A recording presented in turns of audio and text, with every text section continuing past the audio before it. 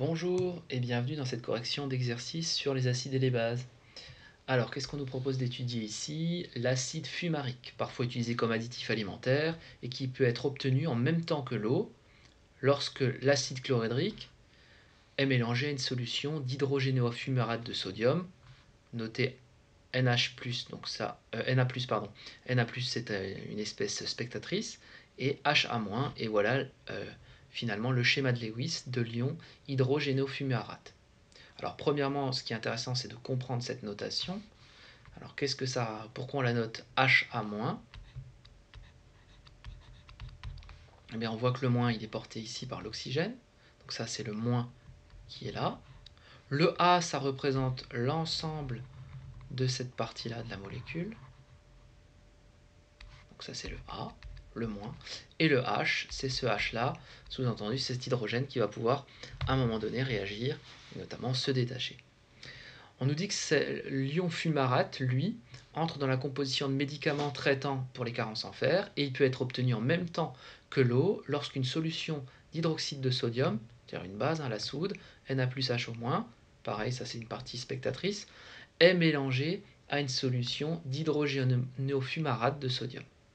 Donc cet hydrogénofumarate, cet ion-là, il peut avoir un coup le rôle d'acide et un coup le rôle de base. Donc c'est ce qu'on appelle, d'après le cours, une espèce amphotère. Elle peut avoir les deux rôles. Donc, première question, l'ion génofumarate est noté à Ha-. Par analogie, donnez les notations simplifiées de son acide conjugué, l'acide fumarique, et de sa base conjuguée. Donc on voit que finalement, je vous rappelle qu'on écrit les couples de la façon suivante, acide à gauche / base. Donc on a des couples, et comme cet ion hydrogénofumarate, on nous demande de trouver son acide conjugué. Son acide conjugué, il sera forcément écrit ici. Et puis aussi sa base conjuguée. Donc sa base conjuguée, elle sera forcément écrite là.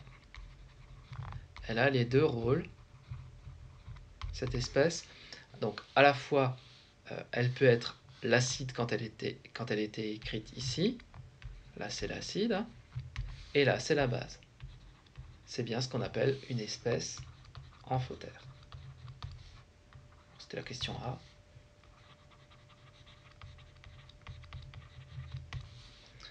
Donc il faut qu'on écrive l'acide conjugué, la base conjuguée. Donc qu'est-ce que c'est qu'une espèce acide?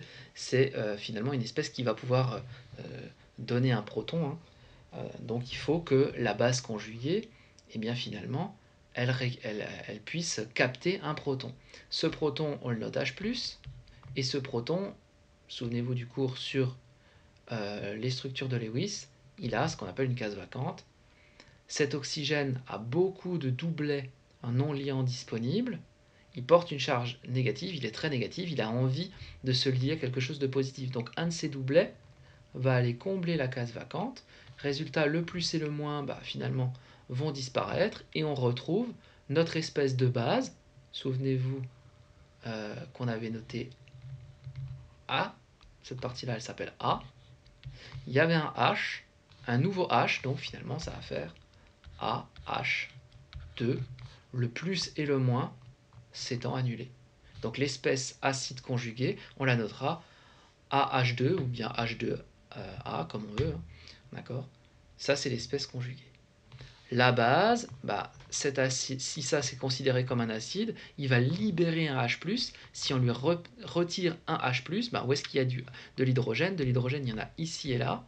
Mais ceux-là ne vont pas réagir parce que l'électronégativité du carbone et de l'hydrogène est quasiment la même. Donc les liaisons sont peu polarisées. En revanche, ici, on a un delta- et là un delta+, parce que l'oxygène est très électronégatif. Souvenez-vous, l'électronégativité, c'est la tendance qu'a un atome à attirer à lui les électrons. L'électronégativité de l'oxygène est très grande devant celle de l'hydrogène.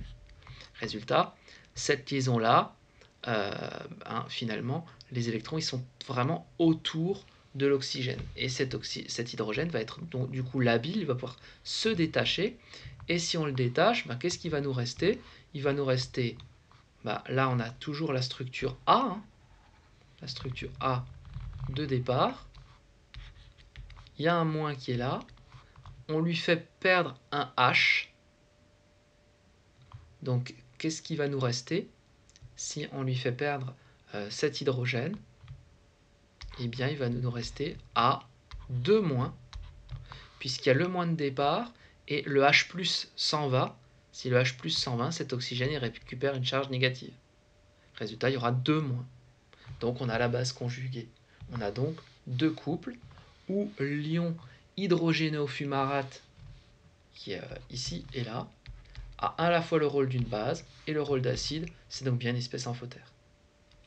Maintenant, si on nous demande d'écrire les équations acide-base, on applique la méthode du cours avec les réactions proposées. Cette espèce, elle réagit avec l'acide chlorhydrique. L'acide chlorhydrique, c'est H3O+.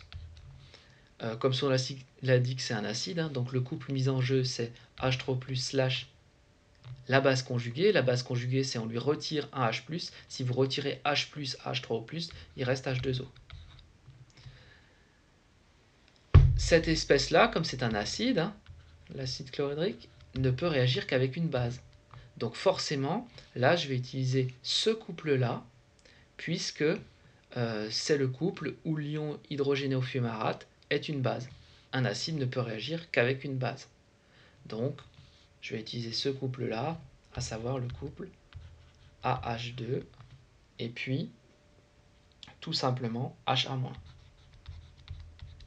Dans le cours, on a vu la méthode, on entoure les espèces qu'on a vraiment dans le bécher.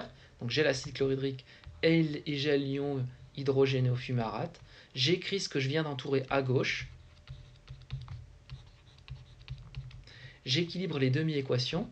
La demi-équation, l'espèce conjuguée, c'est H2O plus H+. Ici, ça va nous donner ça. Et ensuite, je fais la somme, membre à membre. Qu'est-ce qui reste? H3O+, plus HA- va donner, les H+ se simplifient, puisqu'ils sont de part et d'autre, H2O plus AH2. Et là, on a l'équation acide-base. On a bien un acide, l'acide du couple 1, qui se transforme en sa base conjuguée du couple 1.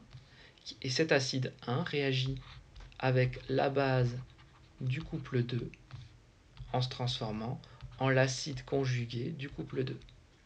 C'est bien une équation acide-base qui, ici, est mise en jeu. On fait exactement le même raisonnement avec le deuxième. On sait que l'espèce qui va réagir, c'est toujours l'ion hydrogénofumarate avec la soude cette fois. La soude, c'est une base dont la partie réactive est H-. Son acide conjugué, vous rajoutez un H+ à H-, ça fait H2O. Ce qui est vraiment dans le bécher, c'est H-. Ce que j'ai entouré, j'ai bien entouré une base, c'est écrit à droite dans les couples, donc il faut qu'en face, ça réagisse avec un acide. Donc là, je prends l'ion hydrogénofumarate dans son couple acide. Donc il est toujours noté par HA-, mais avec l'espèce A2-. Ce que j'entoure, c'est ce qui est vraiment dans le bécher, c'est-à-dire ça. J'applique toujours la même méthode. Ce que je viens d'entourer, je l'écris à gauche. Alors, j'écris H- plus H+, et tout de suite j'écris les demi-équations, je pense que maintenant on peut le faire. Et puis j'ai entouré HA-, c'est l'acide. L'acide, j'écris sa demi-équation électronique, il a libéré un H+, et ce H+ est capté par A2-, c'est-à-dire la base conjuguée. Il ne me reste plus qu'à additionner membre à membre, H- plus HA-, qui va se transformer en H2O plus H+. On constate que les H+, toujours, se sont, entre guillemets, simplifiés, et qu'on a une base, la base du couple 1, ça j'appelle couple 1, qui se transforme en son acide conjugué du couple 1. Et cette base 1 réagit avec l'acide du couple 2 pour se transférer en sa base conjuguée du couple 2. C'est bien une équation acide-base. Voilà pour cet exercice. Bon courage!